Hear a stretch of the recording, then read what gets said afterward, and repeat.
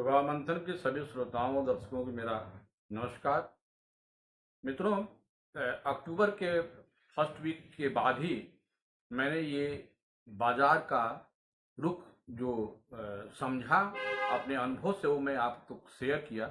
मेरे हर एक वीडियो में देखिएगा तो मैं यही कहा हूँ कि बाजार साउथवर्ड यानी कि बाजार नीचे की तरफ जाएगा और एक बड़ी गिरावट भी आएगी। आज की गिरावट बड़ी होती, लेकिन वो थोड़ा सा नीचे से रिकवरी जरूर लिया है, लेकिन बाजार अभी भी वो नीचे की तरफ जा रहा है। आज मैं इस वीडियो में कई चीज़ें ये बताऊंगा कि बाजार क्यों गिरा, बाजार कहाँ रुकेगा और आगे इसमें क्या क्या जो सेबी ने बदलाव दिए उसका क्या प्रभाव पड़ा है बाजार में जो इतनी गिरावट आ गई है। तो अब तक अगर आप चैनल सब्सक्राइब नहीं किए तो चैनल को सब्सक्राइब कर लीजिए। और एक आप सबसे मेरा एक विनती है कि देखिए, आप कमेंट जब करते हैं ना तो आप बहुत ही विनम्र होकर कमेंट कीजिए। मैं हमारा चेहरा कैसा है, अच्छा है या बुरा है, इससे इससे हमारे जो कंटेंट है उस पर असर नहीं पड़ना है। मैं जो कहता हूँ उस सब वीडियो हमारे चैनल पे उपलब्ध हैं। एक एक वीडियो आप सुनिएगा तो मैं जो आज तक कहा हूँ सब कुछ सच हुआ है। तो हमारे चैनल पे आकर के और कुछ उल्टा सीधा जो कमेंट करते हैं, कृपया आप इससे बचें। इससे आपको कोई फायदा नहीं होना है, ये नुकसान ही है। हम जो भी बातें कहते हैं अपने अनुभव के द्वारा कहते हैं और वही अनुभव जो है हम आपके साथ शेयर करते हैं। तो चलिए बाजार के बारे में एक बार फिर से चर्चा कर लिया जाए कि एफआईज की देखिए सेलिंग लगातार होती रही है। और जिस दिन दीपावली के दिन मुहूर्त ट्रेडिंग थी, उस दिन मुझे बड़ा आश्चर्य लगा कि डीआईज ने करीब 377 करोड़ का माल बेचा था और एफआईज ने, हालांकि एफआई जो होते हैं जनरली मुहूर्त ट्रेडिंग में बहुत कम पार्टिसिपेट करते हैं, डीआई ही ज्यादा होते हैं, लेकिन डीआईज का वहां पे सेल करना 377 करोड़ और एफआईज का भी सेल करना 212 करोड़ का, ये थोड़ा आश्चर्य मुझे जरूर किया था। लेकिन आज वो क्लैरिटी जो सामने आ गई थी ऐसा क्यों हुआ है। दरअसल सेबी ने एक नया नियम निकाला है, वो ये कि अब डीआईज भी बाहर जो दूसरे देश हैं वहां पे निवेश 25% से अधिक, जहां पे जो कंपनियां जैसे मान लीजिए अपने देश के अलावा जो निवेश करते हैं, वहां अगर इंडियन स्टॉक में भी अगर रुकी हैं तो उन देशों में भी यहाँ हमारे यहाँ के जो म्यूचुअल फंड है वहां पर निवेश कर सकते हैं। इसके देखिए, इसका एक दूरगामी परिणाम ये होगा कि हमारे यहाँ के डीआईज भी जो जो यहाँ का स्टॉक खरीदते थे, अब यहाँ भी अपना माल बेच करके कहीं भी उनको दुनिया में लगेगा कि वहां का माल सस्ता है तो वहां वो जाएंगे। जिस तरह से फाइट करते थे वैसे ही अब डिवाइड करेंगे। तो ये बाजार गिरते समय ये जो जो समाचार आया है, ये बहुत अपने बाजार के लिए ठीक नहीं है। क्योंकि अक्सर होता था जब एफआई बेचते थे तो डीआई खरीदते थे, और अगर जो है डीआई भी बेचने लगेंगे ये इसलिए कि वो अपना कैपिटल बचा के कहीं और निवेश करने के लिए, तो फिर बाजार की स्थिति और खराब हो जाएगी, पैनिक आएगा और उसमें रिटेल इन्वेस्टर जो है एक तरह से वो फंसता हुआ नजर आएगा। तो पहली बात तो ये जो फैक्ट था उसके चलते भी आज जो है गिरावट आई। दूसरी चीज की लगातार देखिए जो ट्रेंड बन रहा है, हमेशा हायर लो और लोअर लो, इस तरह से आप चार्ट में अगर आप देखिए, कोई भी चार्ट देख लीजिए, आप डेली चार्ट देख लीजिए, वीकली चार्ट, 10 मिनट्स का चार्ट, हर एक में ये चीज बन रही है। तो इससे ये लग रहा है कि मार्केट और नीचे की तरफ जाएगा। बाउंस जब भी बैक आएगा 200-300 पॉइंट का निफ्टी का आएगा तो लोग वहां पे माल अपना जो है वो बेचेंगे। अच्छा, दूसरी चीज ये कि मेरा अगर पीछे का वीडियो अगर आप ध्यान से सुनिए तो मैंने ये कहा था कि देखिए, जब मार्केट में जब करेक्शन आता है तो अक्रॉस द बोर्ड गिरावट आती है, और आज वही हुआ। एक भी ऐसा सेक्टर नहीं था जो प्लस में हो, सारे सेक्टर माइनस में थे। हाँ, ये बात अलग है कि सेक्टरों में कुछ कुछ स्टॉक जरूर प्लस में थे, जो है 1% आधा पर। जैसे कि आज एसबीआई को देख लीजिए, हमेशा जो है वो माइनस में रहता था, आज जो है वो भी 1% का प्लस में हो गया है। आईटी सेक्टर में टेक महिंद्रा जो है वो प्लस में था। इस तरह से कुछ गिने चुने शेयर थे जो है, लेकिन सेक्टर देखा जाए तो सारे सेक्टर जो है वो रेड में थे। सबसे अधिक पिटाई जो है वो रियल्टी की हुई है, और जो रेट में रहते हुए भी जो अभी स्ट्रांग दिखा रहा है वो आईटी सेक्टर का दिखा रहा है। हमारा ये जो रुपीज डॉलर का जो रिलेशन है ये यूनिवर्सली जो हो रहा है, डाउन जो हो रहा है, इसका भी असर जो है वो शेयर मार्केट पे पड़ रहा है। तो पहली बात तो ये कि ये जो सेबी ने ये जो दिया है डीआई के लिए कि आप बाहर भी आप निवेश कर सकते हैं, ये इसके हालांकि ऐसा नहीं था कि बाहर जो है वो डीआई निवेश नहीं करते थे, फंड में निवेश करते थे वो जो है, लेकिन वो डायरेक्ट निवेश जो है वो नहीं करते थे। अब जो है वो डायरेक्ट वहां की स्टॉक भी ले सकते हैं, ये फर्क पड़ा हुआ है। अब जो नीचे का जो ट्रेंड है निफ्टी का जो अगला जो लेवल है हमने जो निकाला हुआ है ये करीब आप 24,000, अगर अगर मान लीजिए कि मार्केट वहां लग बाउंस करने की उम्मीद कम है, क्योंकि अभी मैं देखा हूं तो यूएस का मार्केट करीब 100 पॉइंट माइनस में था और गिफ्ट निफ्टी भी करीब करीब जो है वो फ्लैट था जो है, और यूरोपियन मार्केट भी देखा जाए तो आज दोपहर में ग्रीन में थे, शाम को वो भी जो है वो माइनस में खुले हैं। तो अगर सवेरे एशियन मार्केट अगर मान लीजिए कि निक्केई और हैंगसेंग अब किस तरह से खुल रहे हैं, अगर वो फ्लैट भी खुलेंगे तो निश्चित रूप से हमारा भी मार्केट जो है वो माइनस में खुलेगा।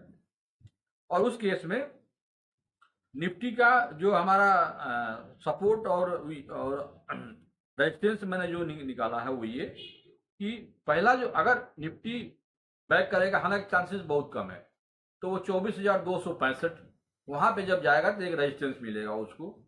और जो नीचे का जो सपोर्ट लेवल है आज जैसे 23,995 पे आया था, 816 का लो लगाया हुआ है, तो अगला जो सपोर्ट लेवल होगा निफ्टी का वो 23,765 का, और अगर वो टूटता है तो 23,540।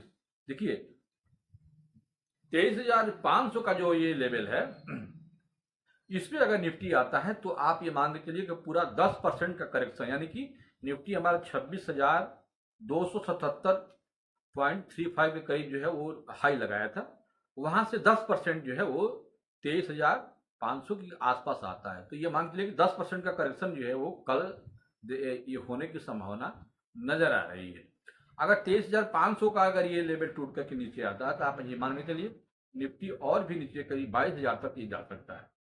और कुछ लोग ये कह रहे थे कि बड़ी बिकवाली हो गई है, एफआई जो है एक, जैसे कि अभी अक्टूबर में मंथ में जो 1,14,000 समथिंग लाख करोड़ का जो है वो माल बेच चुके हैं। ये अब सवाल उठता है कि क्या ये जो 1,14,000 जो करोड़ का जो ये माल बेचे हैं ये का अधिक है? तो मेरे पास एक डाटा है और मैंने ये डाटा कल निकाला है कि 2008 में जब निफ्टी ये करीब था 6,300, यानी 6300 निफ्टी था उस समय 2008 में जब मंदी आया था, बड़ी गिरावट आई थी, और उस समय हमारा जो सेंसेक्स था वो 21,000 था। अब वहां से देखिए हम करीब करीब 4 गुना बढ़ चुके थे, और उस समय जब एफआई की जो सेलिंग थी वो करीब 1,02,820 करोड़ का था। जरा इस डाटा पे गौर कीजिए, 2008 में जो बड़ी मंदी थी, बड़ी गिरावट थी, उसमें 1,02,820 करोड़ की बिकवाली एफआई की थी, और निफ्टी उस समय जो 6300 था, सेंसेक्स 2100 था। आज की डेट में हमारा जो मार्केट कैप है वो 475 करीब पौने 500 लाख करोड़ का है, और निफ्टी और सेंसेक्स का जो हाई लगा, निफ्टी का हाई लगा 26,277 और सेंसेक्स का लगाया 25,000 समथिंग लगाया था सेंसेक्स। तो तब जा करके आज की जो बिकवाली है मार्केट कैप के हिसाब से देखा जाए तो 2008 से बहुत कम है, यानी कि अभी भी जो सेलिंग है एफआई की अभी और आनी बाकी है। 1 लाख जो हुई है, 1 लाख सेलिंग अभी और आ सकती है। इसलिए आप कभी भी डाटा के ऊपर ये विश्वास मत कीजिए कि बहुत बेच चुके हैं, अब कितना बेचेंगे। अभी उनके पास बेचने के लिए स्टॉक और भी वो रखे हुए हैं।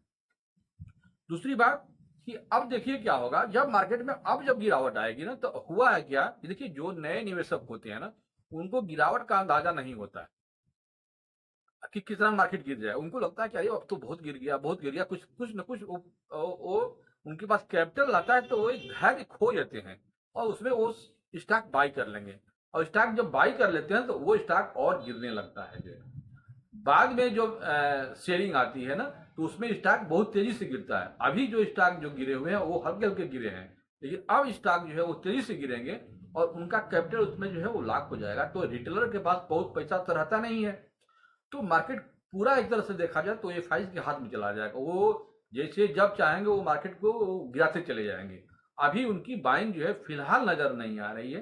तो आप भी कॉन्शियस होकर के ये काम कीजिए, आपको खरीदारी कीजिए, इसमें कोई दो राय नहीं है कि कोई जानता नहीं है मार्केट को। मार्केट को कोई टाइम नहीं कर सकता है कि मार्केट में कौन सी, अभी इसे मान लीजिए कि अमेरिका में चुनाव हो रहे हैं, फेड की मीटिंग होने वाली है, कुछ भी अगर इस तरह से की न्यूज आ जाए जो मार्केट को पॉजिटिव लग जाए तो थोड़ा सा मार्केट यहाँ से बाउंस कर जाएगा।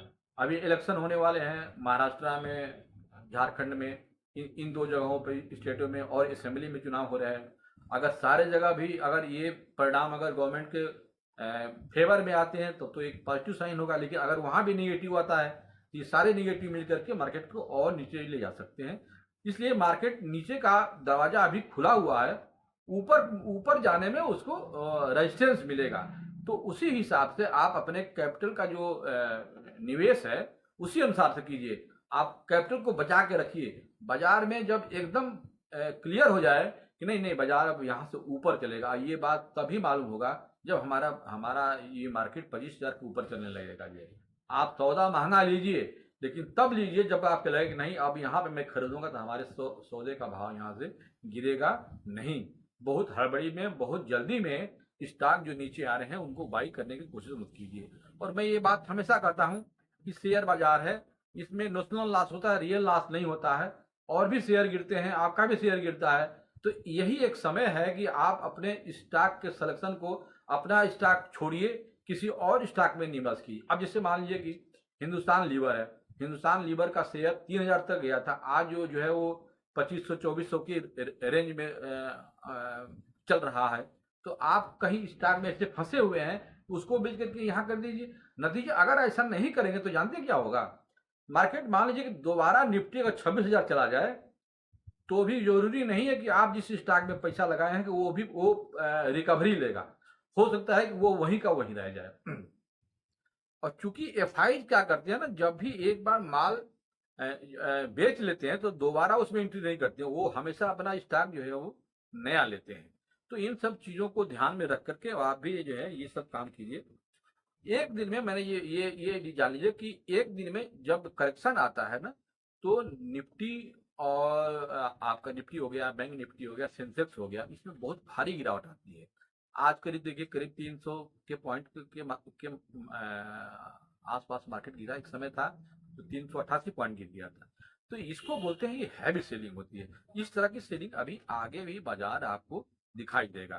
तो मित्रों, मेरा अब तक का जो भी वीडियो है मैं आपसे एक बार गुजारिश करूंगा, हमारी जो पिछले की जो वीडियो है उनको एक बार देखिए। और मैं क्योंकि एक ही चीज को बार बार कहने से जो है ये सब टाइम जो है बाइंग होती है, अच्छा नहीं होगा। लेकिन एक बार आप हमारे वीडियो और वीडियो को देखें तो मैं उसमें बारीकी से बताया हूँ कि आपको कहाँ कहाँ खरीदारी किस तरह से करनी है, आपको एवरेजिंग नहीं करनी है। तो उन वीडियो की मदद से आप चाहें तो अपना निवेश निर्धारित कर सकते हैं। और आज इस वीडियो में बस इतना ही। अगली वीडियो आने तक के लिए हमें इजाजत दीजिए।